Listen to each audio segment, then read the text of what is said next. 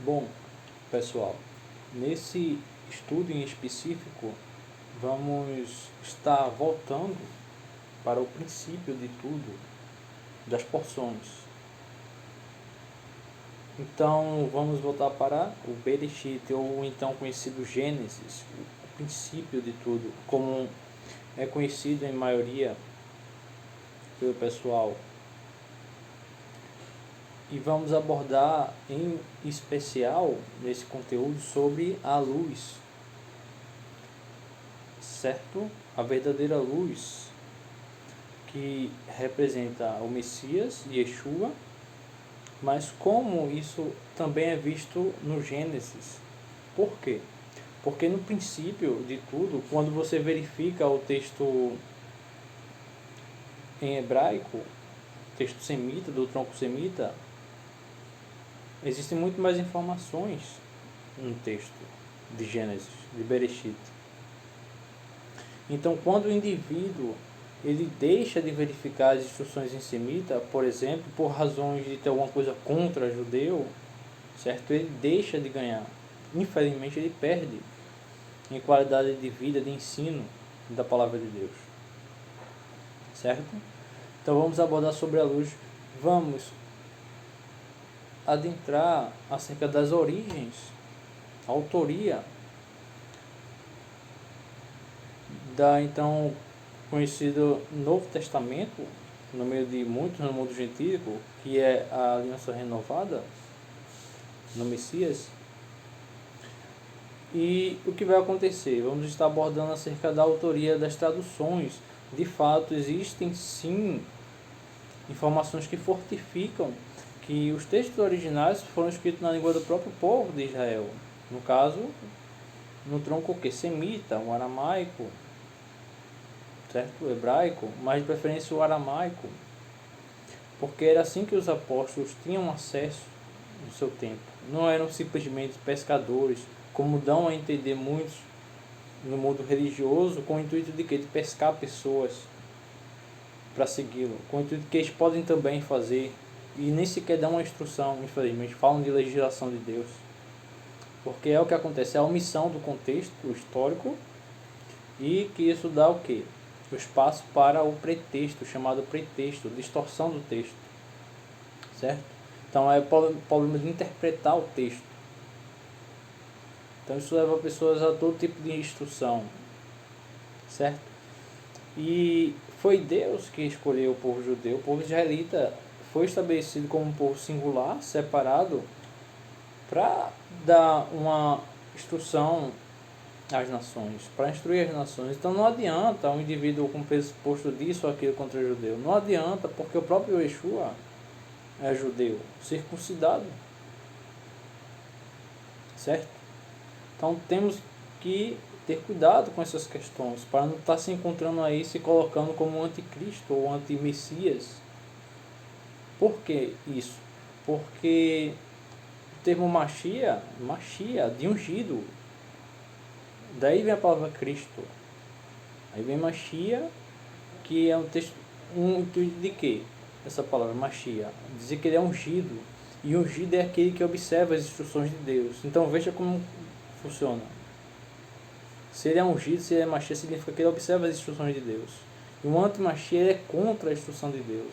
Por isso que você vai encontrar muito Messias falando, já falando do final do tempo, que muitos vão se chegar a ele, falando que pregavam, que expulsavam demônios no nome dele, que faziam maravilhas no nome dele. E ele vai mandar apartar-se dele. E essas pessoas mesmo que dizem usar o nome de Yeshua, vai acontecer isso naquele dia, porque o próprio Messias já falou, profetizou isso. Então, quando você verifica, pelo menos na instrução, mesmo que em grego, você vai encontrar que é um verbo, é uma palavra que diz respeito a indivíduos, pessoas que estavam longe de quê? Da legislação, eram pessoas sem lei, sem instrução. Então, quando fala de lei, é de legislação de Deus. Assim como o nosso país tem legislação para dar ordem ao país, a segurança ao povo, a mesma coisa é a legislação de Deus. Então Yeshua vai dizer naquele dia que essas pessoas, eles não conhecem a elas. De tão terrível que vai ser por conta do que fizeram, do que escolheram seguir. seus próprios caminhos. São pessoas que estão fora, longe, muitas vezes, de forma ignorante com relação à instrução de Deus. Não estamos falando daqueles que já repousam em Cristo, certo? Preste bem atenção. Estamos falando de pessoas omissas, que omitiram mesmo. Tem hoje nós, que pregamos, que falamos as boas informações aqui de graça para você ter acesso, e assim apartar da sua vida os falsos ensinos, certo? Porque o intuito é esse do conteúdo, é libertar você de falsos ensinos. Então preste sempre essa atenção especial. Então, quero lembrar vocês com relação também ao curso, certo, pessoal? Está tendo uma bolsa, há bolsas de estudo para o curso, e o indivíduo ali, o aluno que se matricular, ele vai pagar até 3 vezes menos, certo? Você vai apenas pagar um valor simbólico por isso. São 3 aulas por semana, são em torno de 30 palavras com verbos toda semana. Claro que existem instruções, certo? Essa instrução em especial não vai estar no vídeo gratuito que está lá liberado no canal do Vivo Hebraico. Então o indivíduo vai ter toda a indicação de como agir na aula com relação ao idioma que estará aprendendo, no caso o semita e israelita. Então está muito barato, está muito bom, pessoal, para quem adquirir essas bolsas. E de fato eu recomendo, porque os valores já foram dados no final do vídeo, no canal Vivo Hebraico, certo? E essas bolsas, os valores delas, como dito e repetindo, estão 3 vezes abaixo, estão 3 vezes menos, certo? Então vale muito, porque você vai ter todo um conteúdo aí, todo mês. E você vai escolher a forma como você vai adquirir a quantidade, você vai separar. Então, retornando ao assunto de hoje, vamos estar abordando sobre ser a verdadeira luz, certo? Se ele é a verdadeira luz, nós temos que ser a verdadeira luz. Então, preste atenção nisso, porque existe a falsa luz. A falsa luz existe a verdadeira, a falsa que está assimilada no meio dos filhos de Deus, que se dizem por filho de Deus. Então basta lembrar o que aconteceu no tempo de Yeshua. O que é que ele disse com relação a alguns que estavam misturados com os israelitas? Que aqueles que se chamavam por filho de Abraão não eram filho de Abraão, eram filho de Hassatã, da Nahash, da serpente. E o que dizem hoje? Filhos de Deus. A mesma situação, todo mundo é filho de Deus, mas ninguém quer abrir mão para abraçar a causa, para seguir o caminho da verdade puro, sem acepção de ensino israelita, de fonte israelita, e outras coisas demais que terminam potencializando com relação a essa negligência, claro, certo? Então não é que todo mundo tem que ser judeu, mas é o que você tem vivido, quem você tem sido com relação ao ensino de Deus. Você tem passado um ensino verdadeiro, condizente? Porque eu vejo muitas vezes, infelizmente, algumas barbaridades com relação às fontes da Bíblia. Porque o Novo Testamento é totalmente judaico, certo? Então, se você entra no canal e você, é coisa de judeu e vai passar, tudo bem, mas quem está perdendo é você. Isso não vai reverter o fato de que Yeshua, o Filho de Deus, é judeu. Os apóstolos foram israelitas. Isso não vai mudar nada. É o próprio indivíduo que ele se atinge com a sua negligência. Então, preste atenção na primeira tela, que o assunto de hoje está bastante interessante, certo? Então, vamos iniciar em Bereshit, ou seja, na criação da humanidade. Então, veja comigo na tela, a partir do versículo 1. Então, o hebraico, lê-se, certo? Lembrando, da direita para a esquerda, direita para a esquerda, ok? Então veja na tela: Bereshit bara Elohim et hashamayim ve'et haaretz, certo? Esse R puxado é devido ao idioma israelita, certo? É assim que funciona, R que R. Bom? Então, Veja na tela que no princípio criou, está em destaque, certo? Então analise que na fonte em semita temos um destaque para também o et, o et. Existe uma palavra depois, após o Elohim, Senhor, o Deus, separado et. Veja que eu também coloquei na tela o alfabeto hebraico, certo? Da primeira letra à última. Então, o que se passa no mundo judeu? Qual é a ideia dessa função do et, primeiramente? Porque para você ter uma ideia, segundo os judeus, o et ele não altera o sentido da passagem quando ele é retirado. Por exemplo, no princípio criou Deus et, criou Elohim et. Se tirar esse et, não muda a função. Então, existe aqui também algo bastante fantástico. O que é?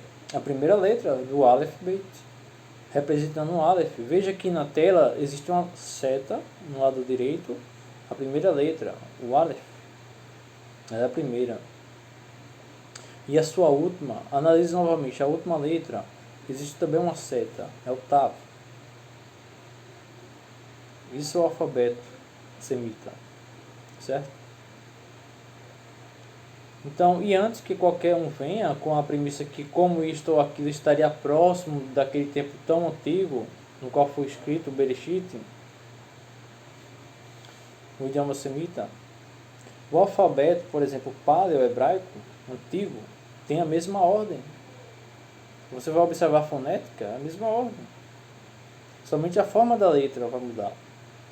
Certo? E você vê que no Sinédrio, no tempo do Sinédrio, no tempo de Yeshua, nas sinagogas, eram usada a leitura religiosa era feita no próprio hebraico, claro.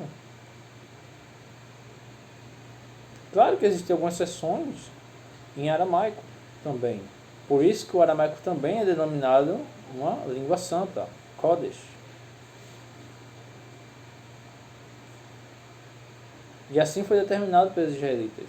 Então, também temos o que aqui? O começo e o fim. Então, veja que interessante, o começo e o fim, no próprio início, no próprio princípio da criação. Lembrando que os documentos da Aliança Renovada são apenas o que? Uma tradução para fins de levar as palavras, certo? De Yeshua e os apóstolos para os que falavam em grego. Então, por que estou mencionando isso agora, esse salto? Porque não haveria como os israelitas honrarem primeiramente as palavras do Messias, do que era declarado Messias, em um idioma pagão, certo?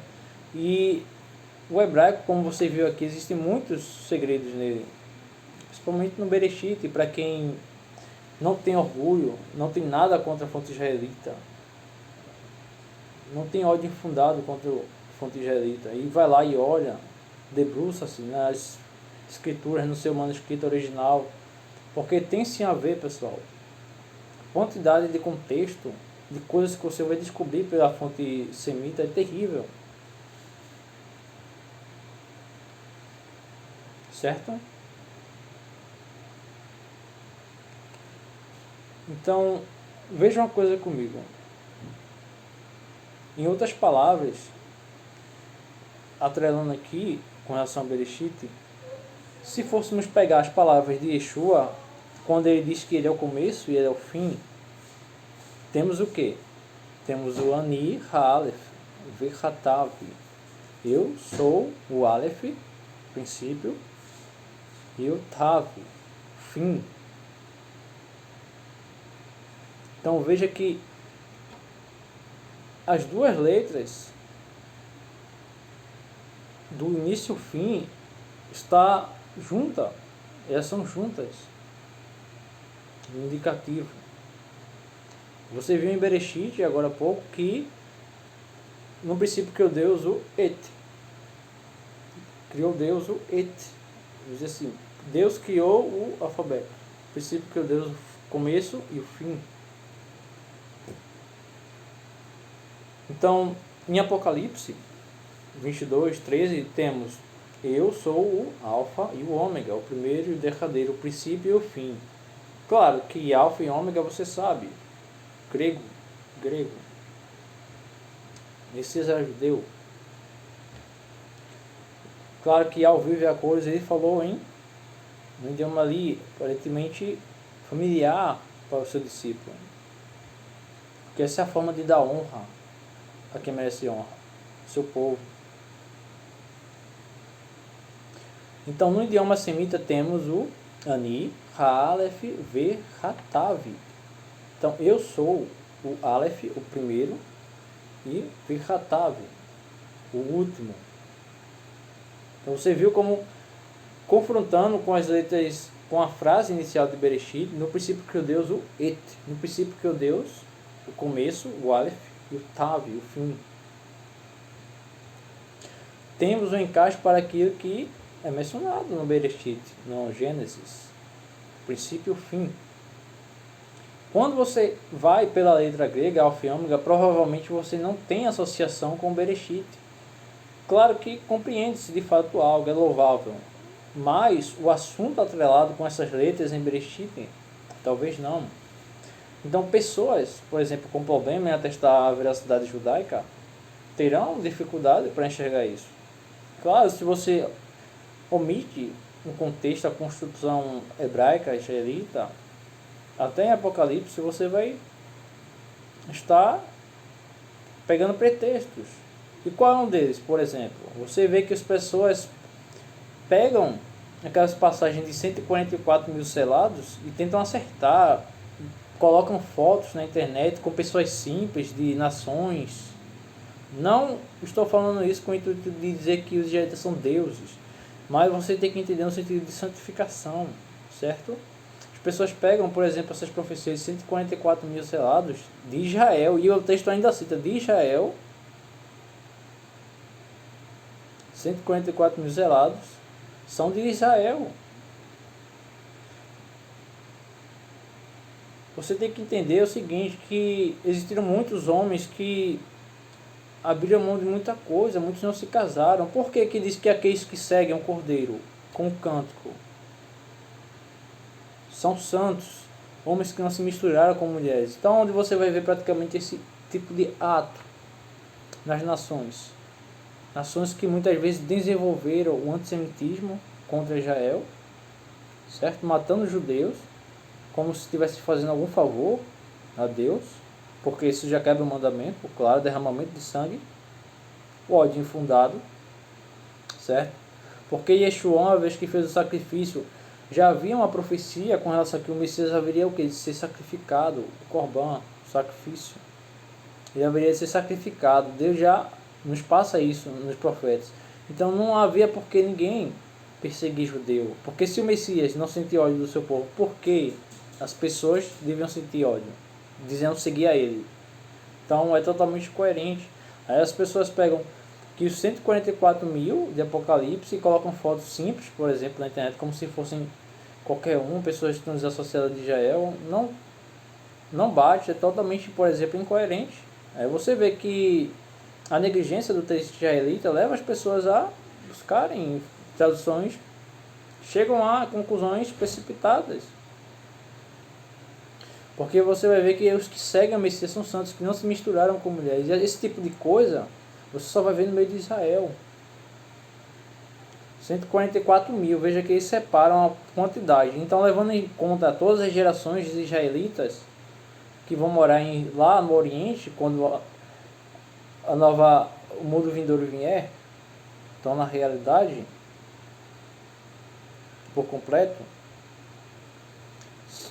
vai ser separado 144 mil, certo?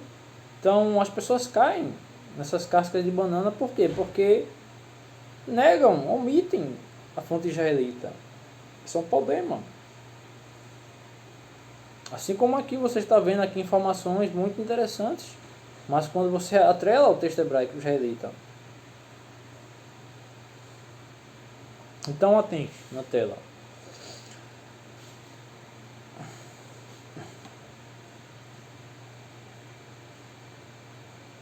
temos este et no início do texto, no qual envolve a criação de todas as coisas. Observe que o et vem antes da palavra Hashamayim, céus, dos céus, e Haaretz, terra. Então, no princípio criou Elohim et Aleph, o princípio e o fim. Então, como Deus é eterno e o seu tempo é incontável, eu atento que em algum momento da eternidade criou Deus o princípio e o fim. Mas a questão seria o princípio e o fim desta terra, isto é, do nosso tempo como conhecemos.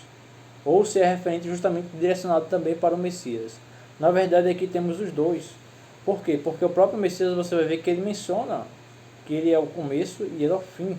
Mas na fonte semítica, com o contexto do seu povo, ele é o Aleph, ele é o oitavo. Então ele menciona novamente elementos que estão misturados ali em Bereshit, os mistérios ali do início. Lembre-se, por exemplo, do cordeiro imolado antes da fundação do mundo, da cidade santa que já está preparada, mas somente ao seu tempo eterno permitirá, conforme os tempos, ela vir ataviada e fundir-se sobre a atual Israel no Oriente. Então isso é um indicativo do futuro que vai ocorrer, e ele já torna, o Eterno torna a nós, a conhecermos elementos que vão acontecer no futuro, que já existem. Se fala da Jerusalém ataviada, concordando com a clareza total no que diz respeito a criou Deus o princípio, o Aleph e o Tav, o fim. Então, muitas pessoas podem sim passar desapercebidas nessa passagem, quando não há acesso, ao menos no texto semita, certo? Então, soa como um fato simples, mas ao observar de fato o texto hebraico, existem essas informações mais profundas, que quando você de fato dedica a essa informação, você encontra, certo? Agora, se você negligencia um pretexto que é coisa de judeu, você mesmo, infelizmente, o próprio ser humano, ele se aflige, ele perde de ganhar da palavra de Deus. Isso é fato. A própria ignorância do homem corrói ele. Então, devemos saber que o Eterno deu uma ordem, então ele usou o quê? Ele usou palavras. Então daí vem aquela questão que o Messias, ele é a palavra. Então, todo o mistério aqui da humanidade, segundo o mundo israelita, está assim aqui em Gênesis, com certeza, no Bereshit. Certo? Então, o Eterno, ele criou então o quê? Um alfabeto, e após este et, vem os céus e a terra.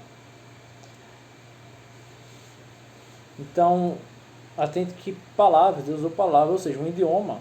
Deus usou um idioma. Adão falava um idioma. Certo? Então, lembre-se disso também. Adão falava um idioma. Comunicava. E deu nome às coisas. Então, aprendemos muito aqui com isso. E principalmente porque estamos falando aqui da questão de Deus criar. E criou Deus. Certo? Criou Deus o princípio e o fim. Então, você vai identificar o que? Analise que o versículo 2. E a terra era sem forma e vazia, e havia trevas sobre a face do abismo. O Espírito do Eterno movia-se sobre a face das águas. E disse Deus, haja luz, e houve luz. Então temos Vaiomer Elohim e Ri Or, luz. Vai ri Or, e houve luz. Or, luz. Então veja aqui uma coisa interessante. Temos novamente o Aleph. Or, é como Aleph no início. A letra Aleph, de início, de princípio. Isso é bom e é importante. Se edifica. Para você ver a profundidade. Então, vejamos agora em Isaías 44, 24, certo? Estamos fazendo uma caminhada para podermos chegar no Messias, certo? Vamos ver o que Deus ele fala em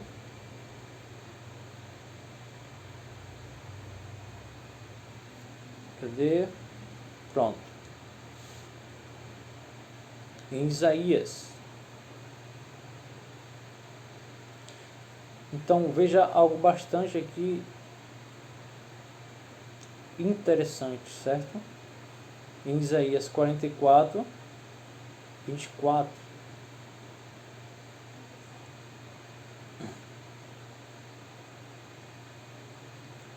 Então temos: assim diz o Senhor, teu Redentor, e que te formou desde o ventre.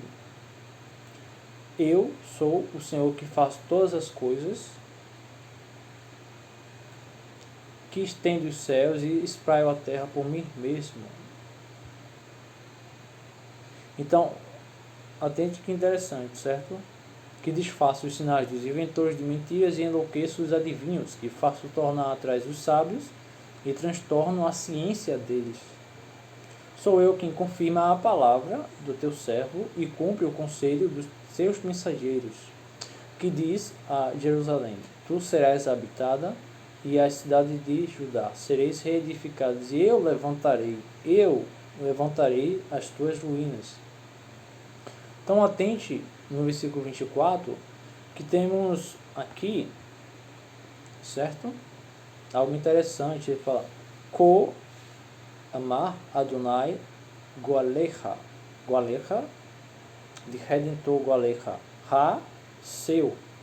Então ele junta se Goalecha. Esse Ha, ele é junto, seu. Redentor seu. Então, ele fala de Redentor. Redentor.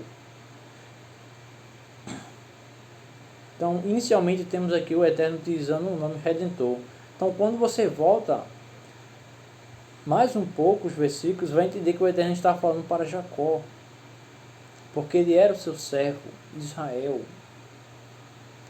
De forma clara, por exemplo, já derrubamos por terra a premissa que Israel de alguma forma perdeu a vez após a vinda do Messias Yeshua.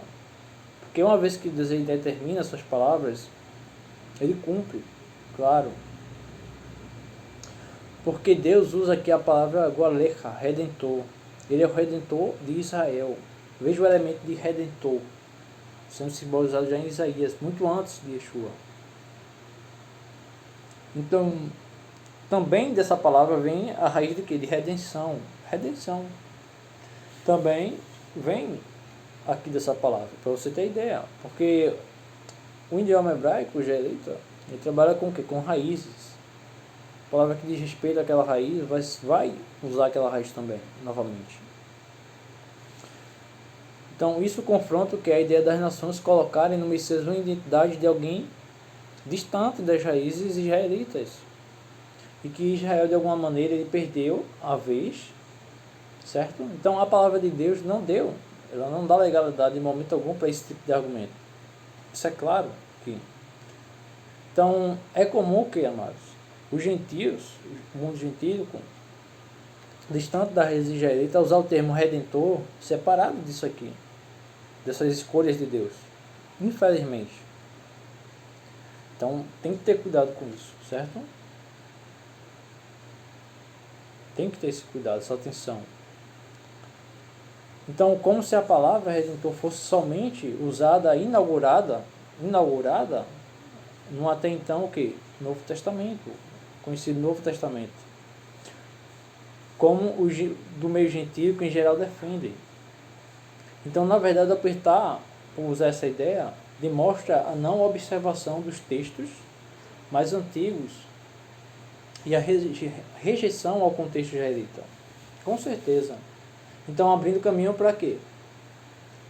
Para pretexto de um Messias longe do seu povo. Origem, o que é totalmente incoerente, porque a raiz de Geulah, de redentor, redenção, já surge, já é usada nos profetas. Aqui, por exemplo, aqui é um exemplo. Você já vê a raiz aparecer aqui, certo? Então, vejamos um exemplo na versão Taná, do mesmo versículo citado, versículo 24. Então assim disse o Eterno, teu Redentor, que desde o seio materno te formou. Eu sou o Eterno que cria todas as coisas, que sozinho expandiu os céus e estendeu a terra. Então ele volta para o passado aqui. Veja que está no modo passado, que estendeu, ressaltando o quê? A criação, o Bereshit. E no mesmo versículo está o que? Redentor.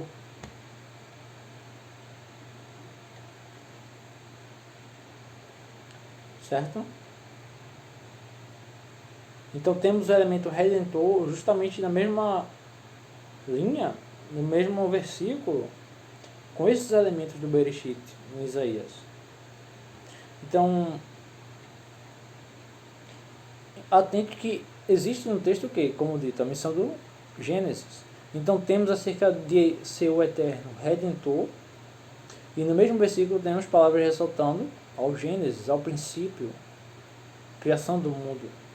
E é isso aqui que eu quero expor para você. A palavra redentor, com os elementos do princípio da criação, são citados por Deus na mesma passagem de Isaías. Então isto aqui defende a autoria do Messias Yeshua ser sempre o quê? Defensor do ensino que Deus entregou a Moisés.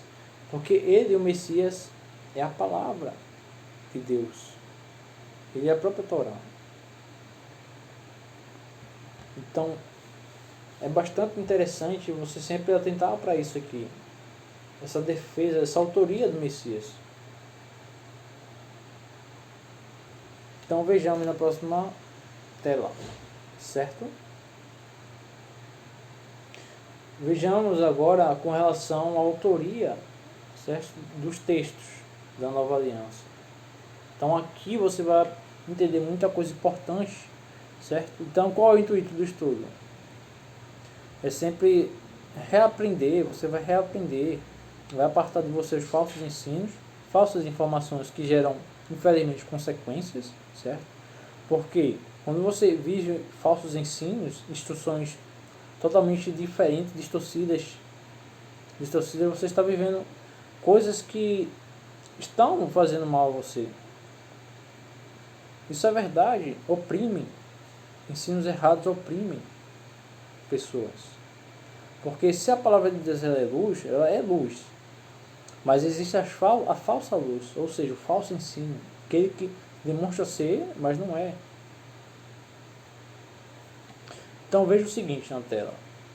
O grego não era amplamente usado por judeus religiosos na Terra Santa no século I. Então isso confronta os teólogos que apregoam coisas opostas, certo? Com relação ao grego, apregoam uma autoria terrível de responsabilidade do grego sobre o Novo Testamento. Não existe isso. Então por que isso ocorre? Entenda, certo? Para podermos chegar em João, certo? Porque aqui estou dando uma introdução a você acerca da estrutura do Novo Testamento, para você entender melhor a autoria, em qual texto definitivamente foi escrito primeiro. E isso também já serve como luz, porque aqueles que seguem a verdadeira luz são luz para os povos. Então nós devemos ser luz no ensino, para todos. Então atente. Então o que acontece com relação à questão grega?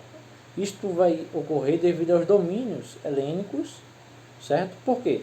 Porque eles exterminavam os judeus e também levavam paganismo para o meio dos israelitas. Então uma história simples, por exemplo, sobre a cultura helênica, fácil de observar, é sobre Alexandre o Grande, antes de Cristo, certo? Todo lugar que eles conquistavam era estabelecido o que? A sua marca, a sua cultura, o seu povo, ou seja, helênico. Então logo vê-se essa questão helênica de difundir sua cultura nas regiões que eles venceram, que eles subjugaram, já era conhecida, já era usada por Alexandre o Grande. Tempo esse, já antes do Messias de Cristo, claro, do Alexandre o Grande. Então, o caso de Israel era um reflexo desse modo de agir. Isso é bastante claro. Então, você vai ver uma coisa muito interessante aqui que atesta sim que a verdade é que os textos foram mais em aramaico. Um povo não vai dar honra a outro povo. Primeiro ele vai escrever no seu idioma. E se tratando de judeu, pode ter certeza que eles não vão honrar outro idioma, o idioma de um povo pagão que subjugava o povo dele daquele jeito. Que é a situação. Então, atente. Para você ter noção de como os israelitas observavam o idioma grego, os sábios proibiram a língua grega de ser aprendida pelos israelitas. Logo, vê-se a má fama do idioma, antes que qualquer um venha defender que um judeu israelita iria pôr um texto importante do seu povo, como o da Aliança Renovada, primeiro em uma versão de um idioma pagão, versão grega, versão de uma nação pagã, inimiga de Deus e do seu povo. É totalmente coerente, certo? É improvável isso. Eles escreverem primeiro em idioma grego, isso não existe.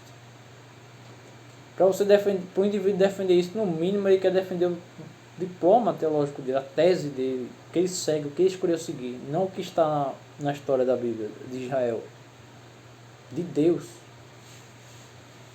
Então, o banimento da língua grega já ocorreu, por exemplo, você vai ver, pelo cerco de Jerusalém, 65 a.C.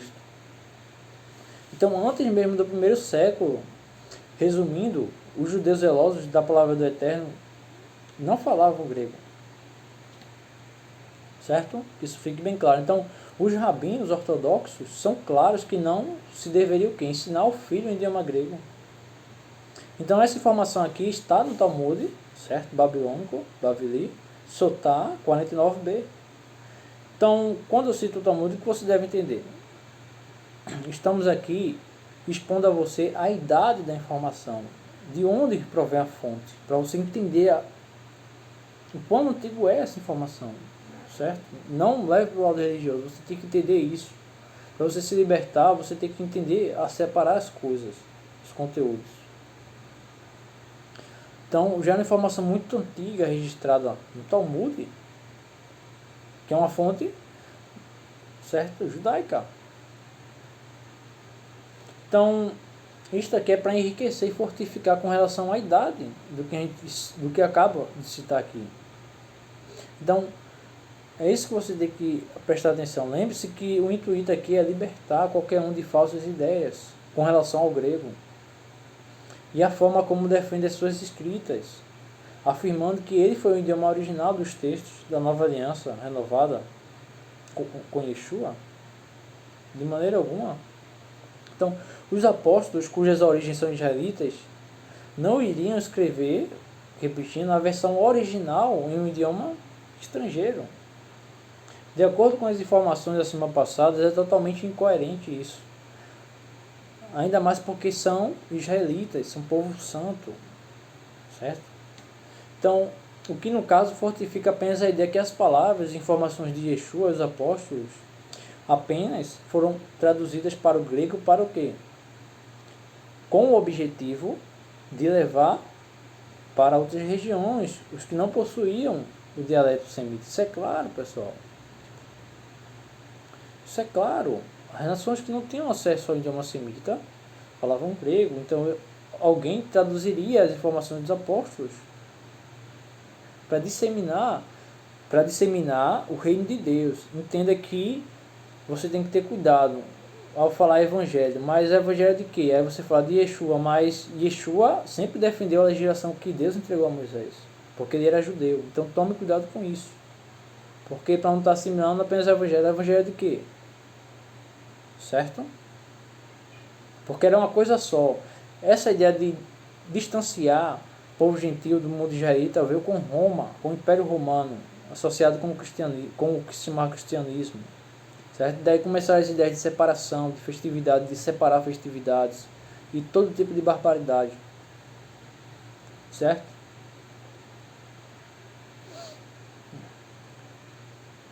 Então, o dialeto siríaco era usado em Israel. O dialeto de língua que era aramaica. Então, o período mishnaico, por exemplo, se você olhar, ocorreu entre 10 a 200 depois de Cristo. 10 a 200 depois de Cristo. Então, língua materna dos galileus, também dos nativos da Síria. Então, o aramaico do norte, por exemplo, o aramaico galileu era o dialeto da Galileia. Depois, então, mais tardar, chamado de aramaico palestino. Certo? Então, em Marcos, por exemplo, Marcos capítulo 14, 70, temos uma informação sobre Pedro, no qual disseram, por exemplo, um texto específico: certamente você é um dele, pois é um galileu. E isto porque o modo que Pedro falava assemelhava-se ao quê? Aos galileus. Então foi assim, por conta disto, que Pedro foi descoberto, por conta da maneira como ele falava. Então, por exemplo, com relação a Joséfo ele fala isto em Guerras Judaicas. Bastante interessante e quebra muita falsa informação aí disseminada. Então é isso que você tem que entender com relação aos apóstolos.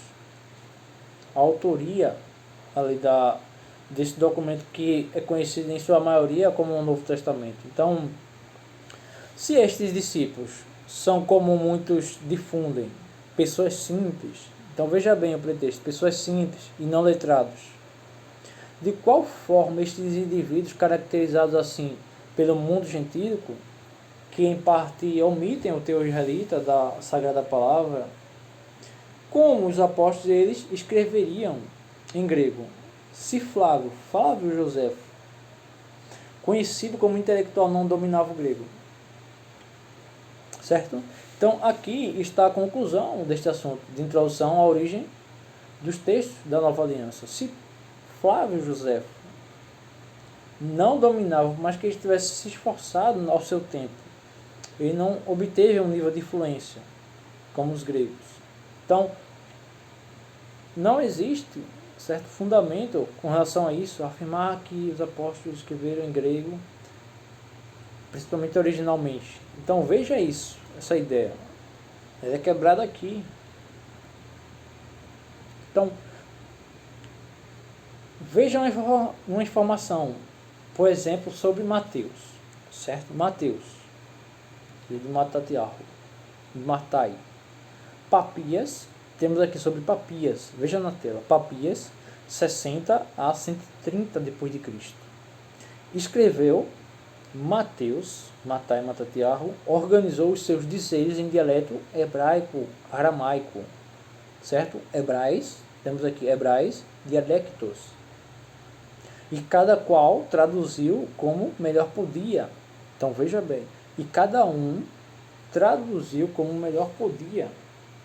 Documento de 60 a 130 depois de Cristo.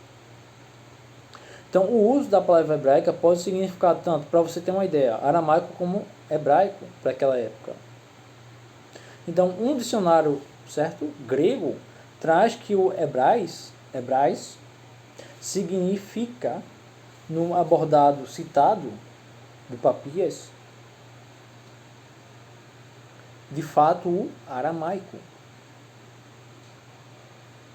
Então, por que este hebrais dialectos normalmente era o que? Ele é voltado para apontar o aramaico dos hebreus para aquele período. Ah, Felipe, mas o hebraico também era usado na Babilônia. De fato, foi lá que eles adquiriram, certo? Que era um tronco. Então tem o aramaico siríaco, por exemplo. Por isso que é denominado pelos líderes ortodoxos judeus, pelos israelitas, uma linguagem santa também. Então, é assim que os estudiosos resumem que Papias disse que o Evangelho é uma fonte, que o Evangelho de Mateus, por exemplo, o do Mateus também, foi escrito em aramaico e as cópias são gregas, claro. Então, na prática, isso ajuda a você a entender quando você olha a situação de Joséfo, um judeu que muito se esforçou, chegou àquele tal nível que ele mesmo atestou que o hebraico, o grego, de fato, era um idioma X para aquele tempo, para ele, que ele, por mais que tivesse investido com os gentios, ele chegou a um nível X específico. Você então, as pessoas então querem atestar que uns apóstolos escreveram com a mão deles, eles escreveram em grego. Isso é incoerente com a fonte, certo? Então, segundo Joséfo, os judeus tinham por favorito aprender a Torá ao seu tempo, e não o grego, não se denominar o grego. Eles tinham como favoritos investir o seu tempo todo na Torá, no seu idioma, então por semita. Então muitos poucos tiveram no idioma grego tal conhecimento com relação ao idioma e a sua fala. Então você reflita essas informações, essas palavras. Por quê? Porque o intuito aqui é ser luz. Como o Messias aí foi luz no mundo, nós devemos ser uma verdadeira iluminação. Temos que ser ímpar, temos que ser singular, separado, totalmente separado. Uma luz, totalmente singular, separada. Então reflita sobre essas informações, porque para apartar de você o que? As mais informações que vêm mascaradas de quê? De interesse religioso, com o intuito de induzir você a congregar, utilizando de textos fora do contexto, sem embasamento histórico. Com o uso, por exemplo, de versículos soltos, mais conhecidos, o pescador de homens, como se os apóstolos fossem de fato pessoas simples. É totalmente fora do contexto dizer que os apóstolos eram qualquer um, só porque estavam ali prestando serviço, pescando. E qual é o intuito disso? De usar muito esses versículos soltos de pescador de homens? Certo? O intuito é dizer que você também pode ser um, mas nem sequer ensina as instruções. Não, a instrução não, porque é coisa de judeu. Isso chega a ser maligno, de fato, infelizmente é a palavra. Então tome cuidado com esse tipo de coisa. Então vamos atrelar com relação a João agora, para completar o estudo de ser iluminação, que o Messias é a luz, e que nós devemos ser a luz. Então atente na tela o seguinte, o que é que João ele fala? Yohanan. Ele diz, em princípio, veja que essas palavras em português, se caso haja uma pequena diferença com o seu português, são de fonte aramaica, certo? São de fonte aramaica. Em princípio era a palavra, e esta palavra estava com Elohim. E Elohim era aquela palavra. Então, esta palavra estava no princípio com Elohim. Tudo por meio de suas mãos existiu, e sem ele nem mesmo existiria uma coisa que existe no universo, em todo canto, certo? Nele a vida estava, nele a Rainha estava, e a vida, a Rainha, era a luz, dos filhos dos homens. Então, e esta luz, nas trevas, resplandece, e as trevas não podem superá-la. Então veja isso, não podem superá-la. Então atente que Yohanan usa o Bereshit, princípio. Ele ressalta, ele leva o leitor, certo? Quando você vai, por exemplo, na Semita mesmo, ele leva o leitor ao Bereshit, ao princípio novamente. Ele atrela ao Messias. Então veja que Israel já sabia disso. O Messias já existia. O Messias é defensor da Torá. Então atente que Yohanan usa o Bereshit para falar sobre o Messias Yeshua. Ele mostra a concordância, a sincronia de Yeshua com Deus. De imediato, se Yeshua, amados, está em sincronia com o Eterno, ele é concordante em tudo que Deus entregou a Moisés. É uma conta perfeita, certo? Então, isto é a legislação.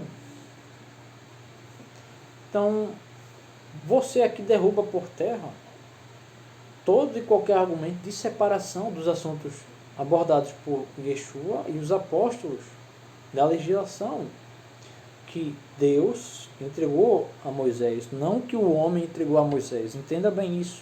Foi Deus, as instruções são divinas. Então, o que confronta todo e qualquer com um pretexto distante da fonte israelita, que Yeshua isto ou aquilo, com a omissão do povo de Yeshua, dos israelitas, do texto, da raiz da palavra, e daí entra todo tipo de pretexto, certo? Então, quando fala que Yeshua é a luz, a Or, analise que não há qualquer argumento nos textos para apartar pessoas da boa legislação que Deus deu a Moisés, a Moshe. Então, isto é, aos israelitas, para que os israelitas viessem o quê? A difundir o ensino entre as nações. Porque esse é o intuito. Logo, ele, o Messias, é a Torá.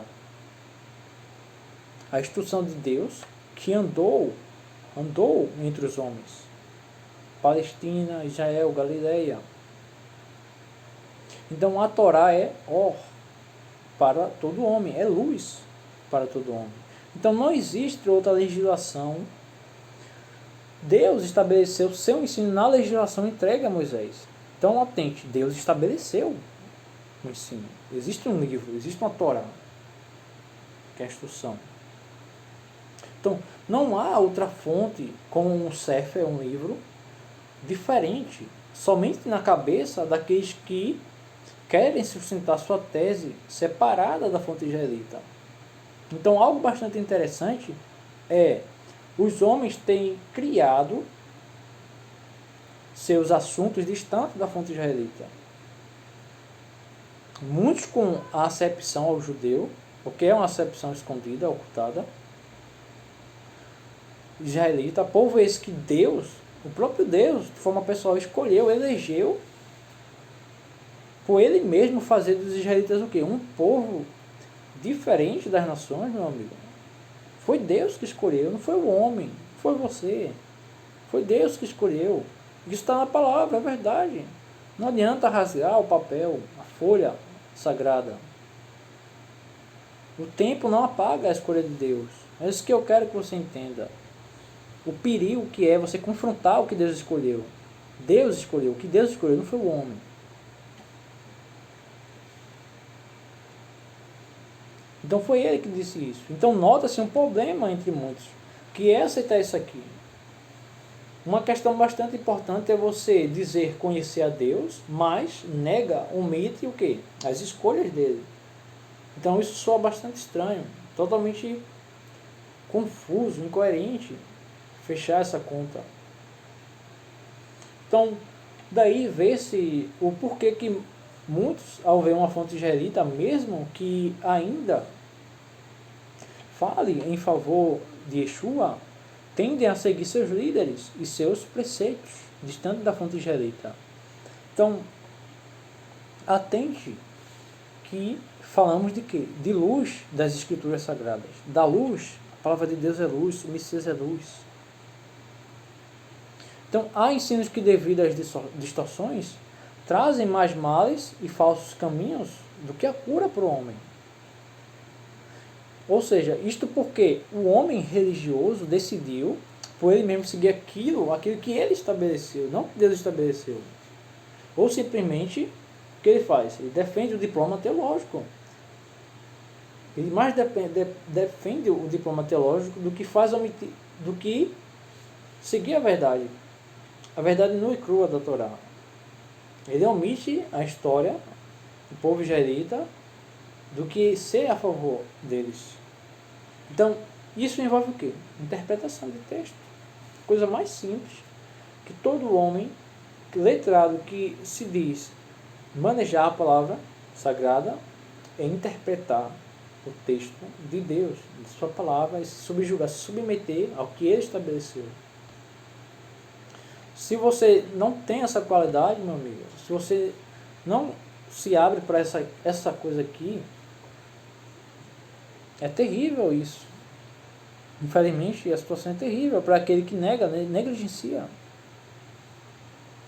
por fins religiosos, até pessoais, motivos financeiros, que é o caso dos falsos líderes.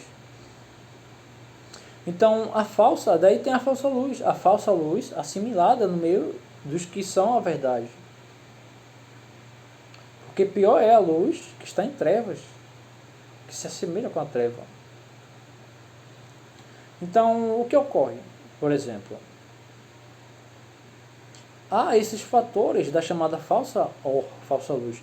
Pessoas assimiladas como os filhos de Deus, mas não fazem parte da verdadeira luz. Isto ocorre também nos dias atuais, com certeza. Porque estamos em uma era de apostasia. O que é apostasia?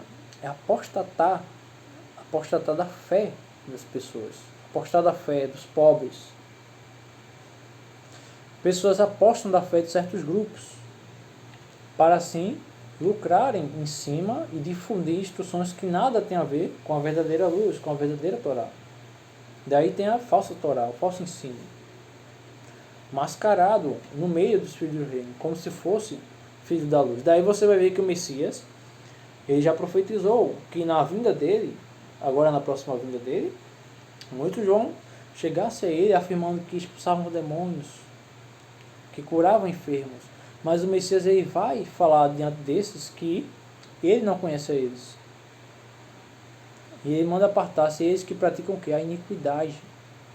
Mas o que consta de fato no texto é uma palavra o quê? Com relação ao ensino. Vocês, sem lei, sem instrução, apartem-se de mim, vocês que praticam a iniquidade. Então você vê aqui que ele já deu aqui a pista para você, do que vai ocorrer no futuro, para você não se enquadrar no meio desse povo. Então, veja uma situação, aquela com relação aos pescadores citados, por exemplo. Usam destes versículos para o que? Apanhar os grupos.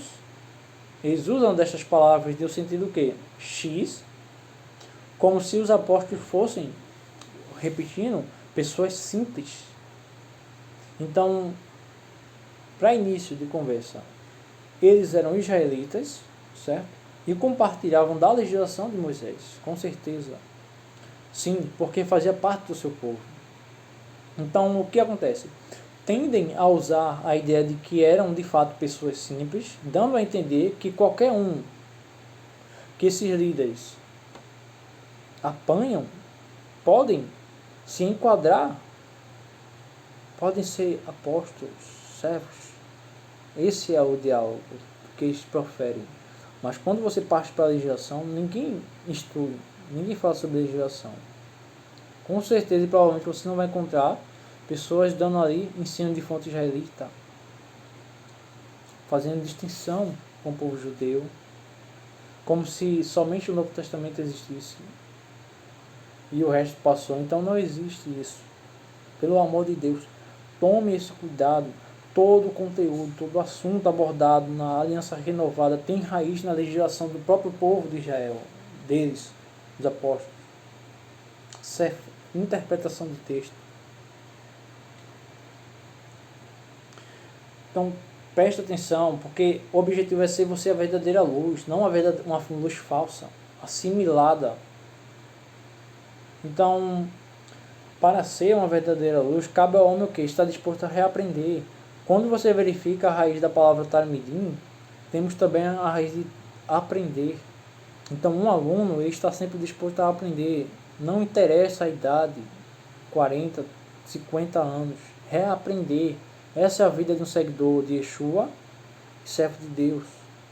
Seja ele judeu, das tribos, judeu, ou o gentio que foi adotado, que foi aproximado a Israel.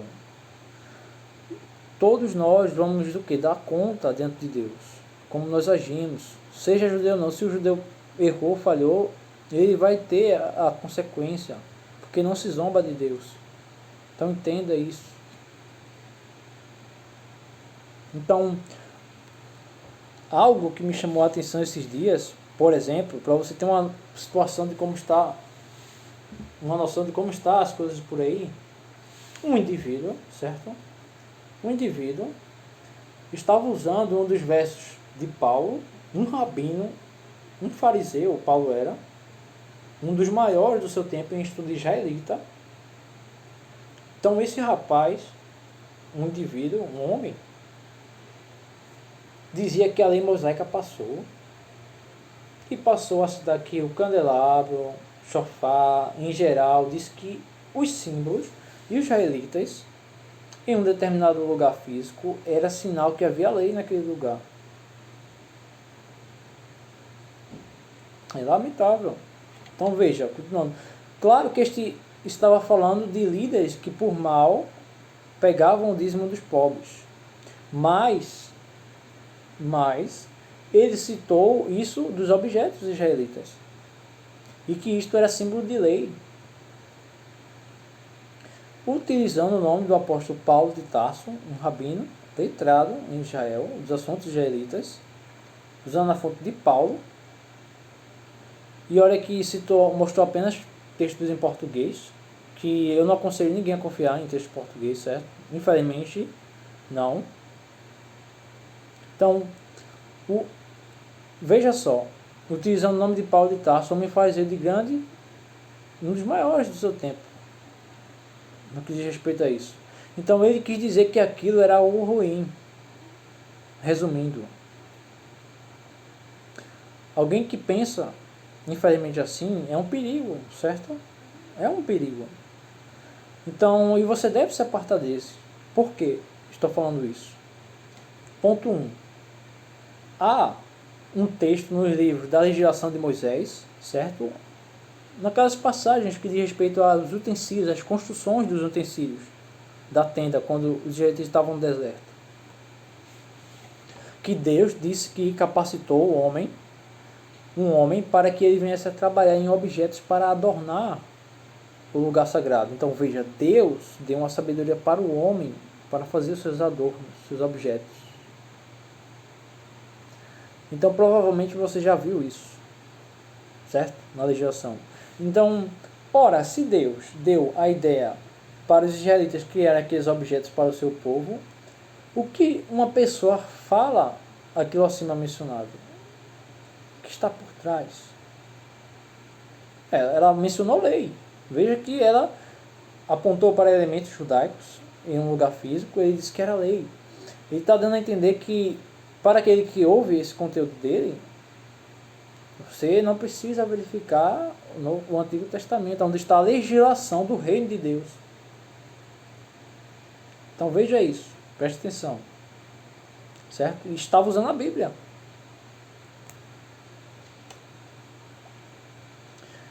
Então, ele fala como o chofar e etc., como se esses objetos fossem ruins. Como se aquilo fosse ruim. Como se fosse ideia de homens. É um absurdo, totalmente um absurdo. Usando a Bíblia, usando o autor israelita, benjamita, que era o apóstolo Paulo, é totalmente coerente. Vocês simplesmente é uma perca de tempo. Foi o que meu irmão me falou com relação a isso, que perco tempo, que é perda de tempo ver essas barbaridades. Então atente bem. Então, o mesmo indivíduo estava citando trechos do apóstolo Paulo, um homem que pertence à tribo de Benjamim, totalmente israelita, estudado, letrado na legislação de Israel, de Moisés. Então, são duas hipóteses. Ou as pessoas andam pregando outro apóstolo Paulo e outro filho de Deus, certo? Porque é muito bárbaro e dá a pensar isso totalmente, que estão pregando uma outra identidade. Estão usando apenas a Bíblia. Infelizmente, é a realidade. Certo?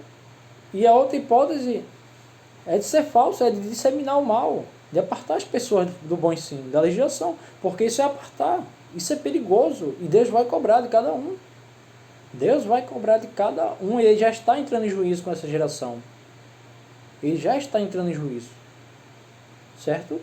Como eu disse, qual é o intuito do estudo? Ser iluminação, a verdadeira luz. Então, tome cuidado com a falsa iluminação, a falsa luz, que também anda se assimilando no meio dos filhos de Deus. Porque, lembra daquilo que foi dito? No tempo de Yeshua, muitos chegaram a ele dizendo que eram filhos de Abraão. E o próprio Yeshua disse, vocês não são filhos de Abraão, vocês são filhos de Rassatã.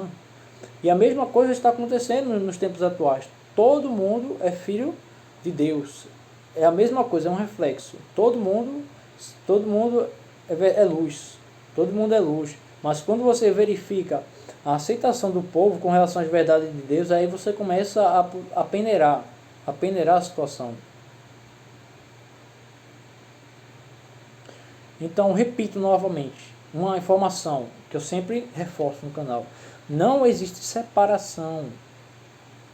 Essa ideia de separação do Novo e Velho Testamento vem com Roma, com Constantino, com a autoridade, aproveitaram-se da autoridade em Constantino para começarem a apartar festividades, tentaram até abolir o Shabat, um dia que o próprio Deus, deu um exemplo em Bereshit, no Gênesis, tentaram passar para um dia pagão, que era o domingo, do Deus Sol. E claro que quando eu falo Deus Sol, estou falando do ponto de vista o quê? Romano, certo? Simbolicamente romano. Não estou falando de luz do amanhã, que de fato o Messias ele é luz, da luz do amanhã, da verdadeira luz que é o Messias. Estou falando do ponto de vista o quê? Romano, pagão. Então, o que acontece com isso? É barbaridade, é bárbaro uma situação dessa. Seus elementos judaicos, israelitas, o povo de Deus, que provavelmente onde o apóstolo estava, havia muito desses elementos perto dele, você falar que é símbolo de lei, com o intuito de quê? Com a falsa premissa de mostrar às pessoas que elas não precisam ler, adentrar nos contextos da antiga aliança. É barbaridade total com isso. Chega a ser um absurdo você falar isso abordando texto de israelitas. É totalmente incoerente esse argumento. Não existe isso. Então é a mesma coisa que você pegar a Arca da Aliança e dizer que se existe uma Arca de Aliança que guardava os 10 mandamentos de Deus, se você vê então a Arca da Aliança em um lugar físico, você vai dizer que ali existe lei e que ali você não vai entrar. Então você serve a um Deus diferente. É a única solução, é o único resumo para isso. Então tome cuidado com esse tipo de pensamento, essa linha de raciocínio mascarada. Usando o Messias, que o Messias agora é graça. O Messias nunca aboliu. O Messias não vem apartar ninguém da legislação que Deus deu ao homem, a Moisés, não o que o homem deu a Moisés. Você não vai encontrar em lugar algum, nos arquivos, nos documentos, do então como se conhece Nova Aliança, na Aliança Renovada, nada disso. Não existe nem separação na cabeça do israelita para isso. Então, preste atenção e reflita sobre o que abordamos aqui nesse conteúdo hoje, porque o conhecimento ele liberta, certo? Uma pessoa que não tem acesso àquilo, ela se torna ignorante. Ela vai abordar textos aí, sem aqueles fundamentos, é ignorante, ignorância. Então o conhecimento ele, ele liberta as pessoas. Esse é o intuito, é libertar você de falsas premissas, falsos conteúdos que andam passando por aí. Então, seja abençoado com esse estudo, medite sobre esses conteúdos, certo?